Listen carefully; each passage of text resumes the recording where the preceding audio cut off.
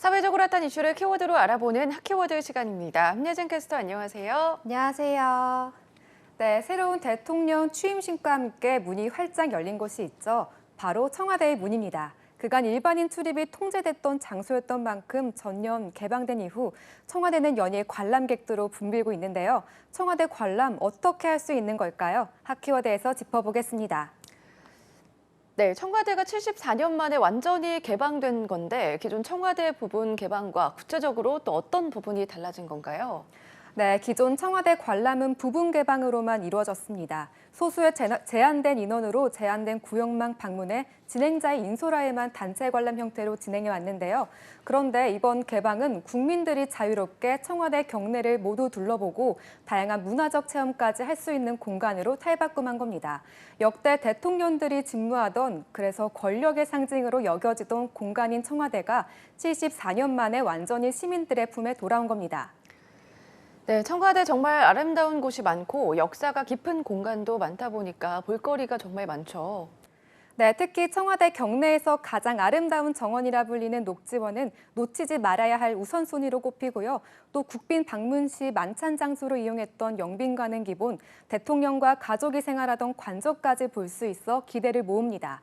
그동안 청와대를 거쳐야만 갈 수 있던 북악산으로 가는 등산로 두 곳도 다시 열렸고요. 아직까진 아쉽게도 정비와 보안상 문제로 건물 내부까지는 관람이 어렵지만 즐길 곳은 충분합니다. 네, 그래서일까요? 청와대 전면 공개된 첫날부터 정말 많은 시민이 방문했다는데 관심 있는 분들 어떻게 신청하면 될까요? 네, 첫날 하루에 시민 2만 6천 명이 다녀갈 정도로 관심이 뜨거운데요. 하루에 찾을 수 있는 인원은 정해져 있습니다. 방문객의 쾌적한 관람 환경과 안전을 위해 매일 3만 9천 명 정도가 가능하게 했는데요. 관람 희망일 9일 전에 사전 신청이 가능하고요. 8일 전 추첨을 통해 관람객들을 선정한다고 합니다. 만약 신청한 날짜에 예약할 수 없으면 다시 재신청하면 됩니다. 네, 그럼 사전 방문 신청을 하지 않으면 현장 입장이 불가능한 구조인 거네요? 네, 맞습니다. 사전 신청 후 당첨이 되지 않은 분은 입장이 제한됩니다. 계속 이런 시스템으로 운영되는 건 아니고요.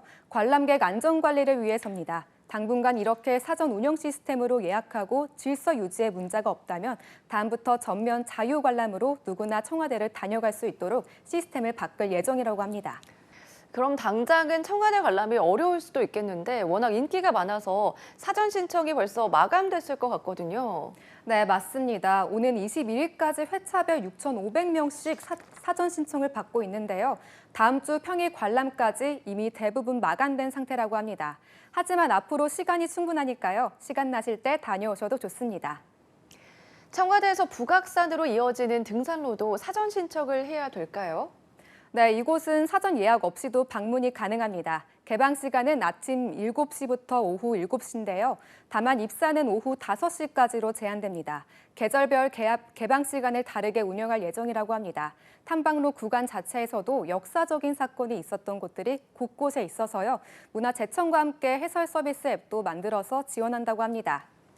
네, 74년 만에 시민 문화 공간으로 새롭게 태어난 청와대, 새로운 국가 명소가 될 것 같은데요. 지금까지 핫키워드 함예진 캐스터였습니다. 고맙습니다.